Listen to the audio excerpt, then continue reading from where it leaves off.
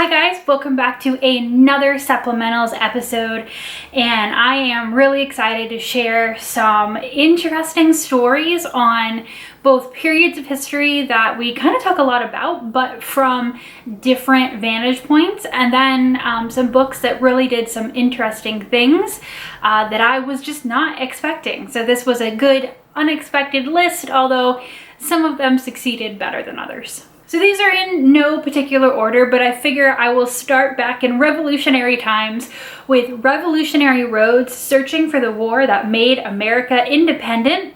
and all the places it could have gone terribly wrong by Bob Thompson. Now, this is the kind of book that you might even be seeing just from the title is kind of a what if history book, and that is not the particular flavor everyone is interested in.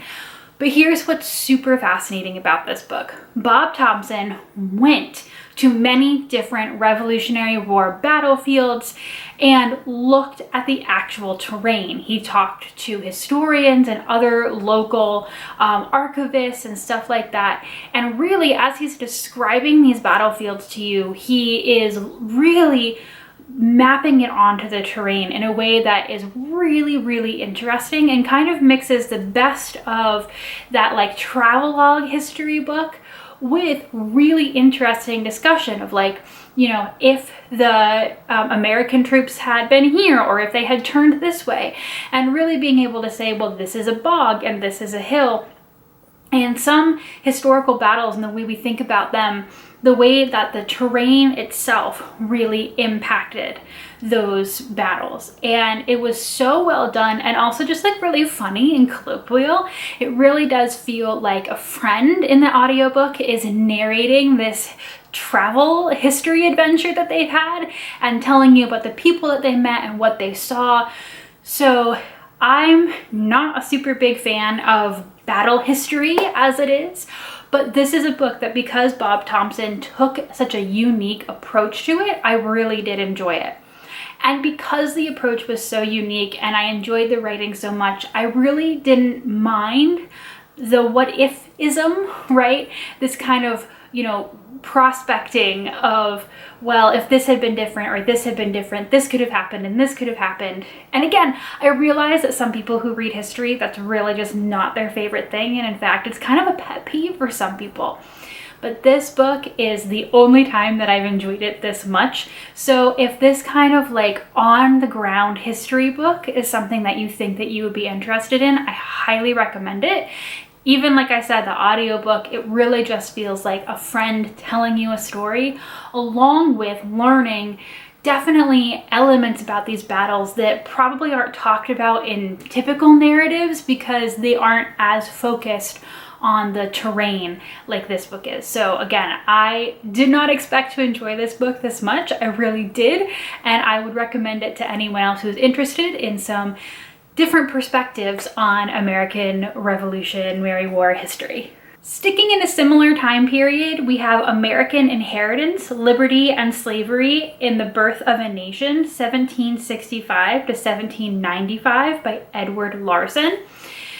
This book was interesting but very academic, and so if you are looking for a kind of larger history about the start of slavery and how slavery really was like used as a rhetorical device during the Revolutionary War in particular and the founding of the American nation, there are probably other books that do it with a less academic tone.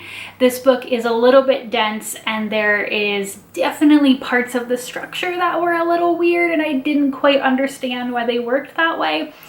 But here's what I will say is that for someone who's really focused on words, and that's what I do in my PhD work, right? What words do we use to describe historical things, and how do we define those words, and what do they mean? That's all really important to me in my work because I do work with elementary students in vocabulary. So we're literally, right, defining those words and glossaries and things. And this book takes a really in-depth look at the changing definition of the word slavery and the different ways that that word was employed before the American Revolution, during the American Revolution, and directly afterward. It's really, really fascinating to me as a scholar, and it's definitely a book that I would be interested in having to like quote from, for example. But again, it's very academic and the formatting is a little bit interesting. So unless this is a topic that you're really interested in, it might not be one that you would like read for fun. However, I will say that if you are going to pick it up, I would pick up the physical copy. The audiobook, because of the density of it, because of the confusing, you know, formatting and like the structure of it, it didn't always make a lot of sense. And obviously it's covering a large period of time. So there's a lot of moving pieces and people. It was just hard to keep track of in the audiobook. So I definitely recommend the print book if you want to take a stab at it. But again, it's going to be a little dense. Is it still worth reading? Absolutely, especially if you're interested in this time period and this topic, because again, I would definitely quote from it from paper. But that might not be what you're interested in right now. Again, 2 Revolutionary War books here.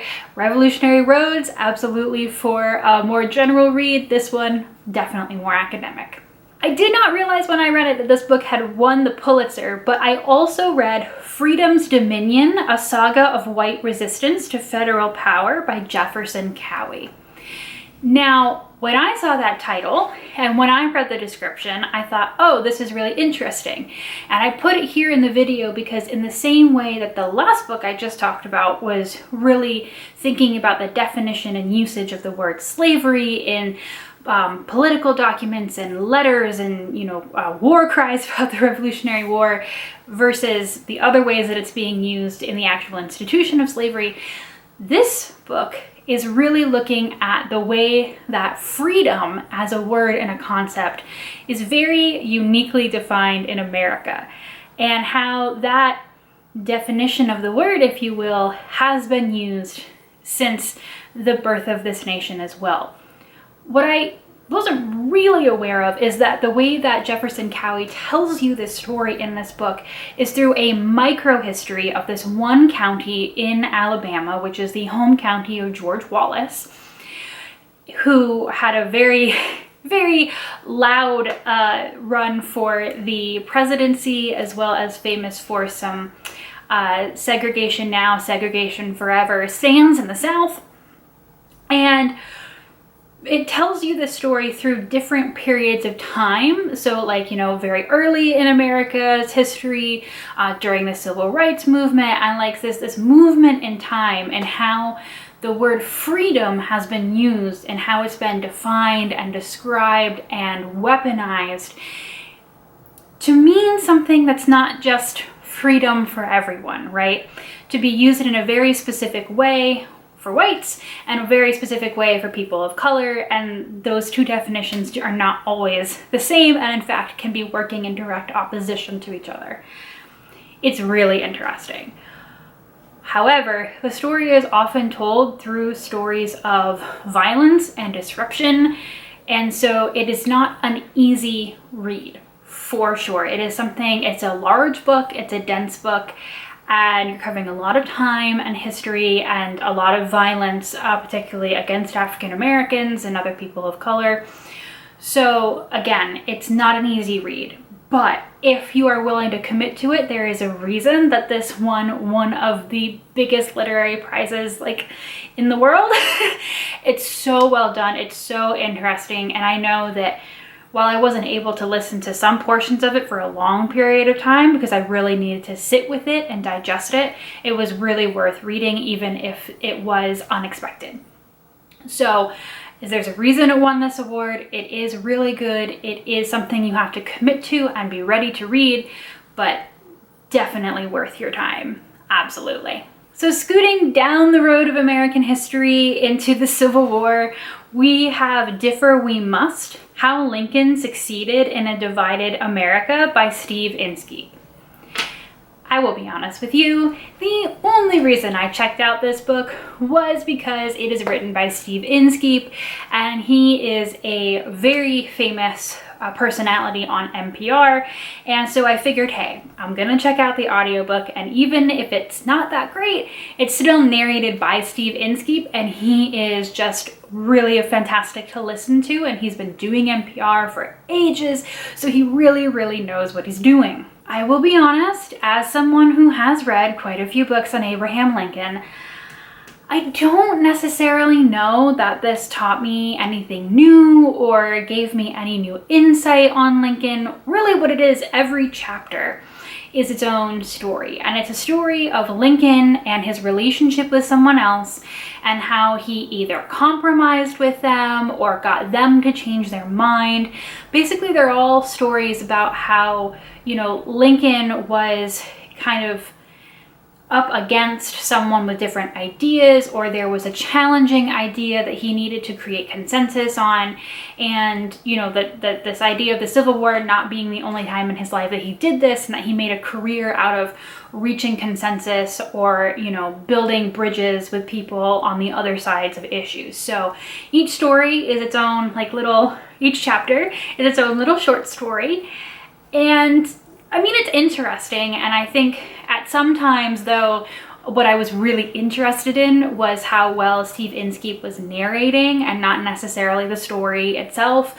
I definitely did hear about some smaller stories and moments that maybe don't make it into a single volume total Lincoln biography. But again, because the point of every chapter was kind of the same, here's how he reached consensus, here's how he changed someone's mind, here's how he made an enemy a friend. I was like, okay, that's the what's gonna happen in all of these chapters, right? So I didn't really feel like there was much tension really in any chapter. And not that I mean to be mean to Steve Inskeep, but some of it felt a little bit basic or optimistic, you know, Lincoln could do it all of these times, so why can't we do it in these divided times? You know, just try harder. And I get that that was the idea here, but at the same time, I don't know, it did feel a little pedantic at times. So again, I would not recommend this book to someone looking for a comprehensive Lincoln biography. That's not what it is, and I don't think it's pretending to be, but just in case. I feel like this book was more interesting because I knew the larger story behind his relationships with some of these people, or even smaller actors in some of the stories, because I've read so many other books on Lincoln. So I feel like this is an interesting Lincoln book for people who enjoy reading about Lincoln but kind of feel like they've read everything there is to read, or at least all the different styles. It's at least different and it's interesting. It's not a single volume, but you know, if you've read your one Lincoln book and that was good for you, I also don't think that unless you want to listen to Steve Inskeep, you really need to read or listen to this one. And finally, hopping forward a great deal in American history, again, we have Untold Power, the Fascinating Rise and Complex Legacy of First Lady Edith Wilson by Rebecca Boggs Roberts. Now, I was not sure I wanted to read this book at all. One of the few books that I've ever DNF'd doing this challenge was a different book on Edith Wilson that was written not just poorly, but I noticed just in the first chapter, historical inaccuracies. And I was like, okay, what is this writer doing? What is happening here? I don't want to read this. So I DNF'd it. Woodrow Wilson, not my favorite president. That man has some issues, and the more I read about him, the more I'm just not a fan. But I think that it's really interesting, this constant debate that we have about when Wilson had his stroke, how much power did Edith Wilson have? Because there's people who say that she was basically the president, and there's people who say that giving her that much allowance of power is a misnomer and that there were other things going on. And so this is a new book that came out, I think at least last year, if not the year before, but I think it was 2023. And so I thought, you know, well, this is a new book, new visions, new perspective, and, you know, I'll see what happens here. This is a biography of Edith Wilson. And that's basically just surface level what it is. I find the subtitle very interesting because I'm not necessarily how much of her complex legacy this book really deeply engages with. Obviously, she was from the South. She married a Southerner who reintroduced Jim Crow laws to DC. So yes, did I learn more about Edith Wilson as a person? Yes, I did. Her life before she married Woodrow Wilson, what she did after he died, although I thought they would definitely go into that more, and they really didn't. So while this book was purporting to be a new book on her, focusing on her life, her vision, her opinions, and her legacy, it really did still feel like a book where her life was given meaning by her marriage to Wilson, especially when it did very little with her life after he died, because she didn't just stop existing, right? And then in particular, I was like, okay, so how are they going to handle when he has his stroke? And it's much less in this book than you might think, considering that that is a huge bone of contention about her life. And again, not very deep, not very, I don't want to say provocative, but it just kind of went, and this is what happened, and this is what happened, and this is what happened, and this is what happened. And then he was, left the office, and then he died. I was like, okay. So I think that it's good that we have this book, because I did not say find the historical inaccuracies that I found the last time that I tried to read this book. I think that it's good to have a brand new book about her so that more people can know just who she is as a fuller person. But it definitely did not do like about a third of what I wanted it to do. It was just basically very flat, very not really engaging, and I read the whole thing, I finished it, and then I just went on to the next thing. So I was a little disappointed in that. So I don't know. Maybe if I find another one, I'll try again, but maybe this is just also a topic that will never work for me. Who knows?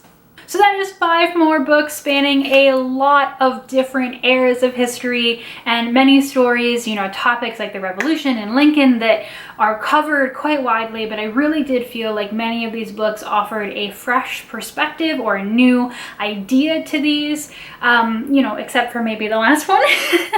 But I was really, really happy with most of these books on this list, and I hope that maybe there's something in here that is also of interest to you.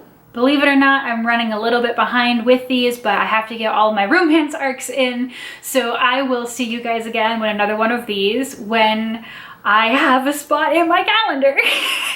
Thanks, guys. Bye.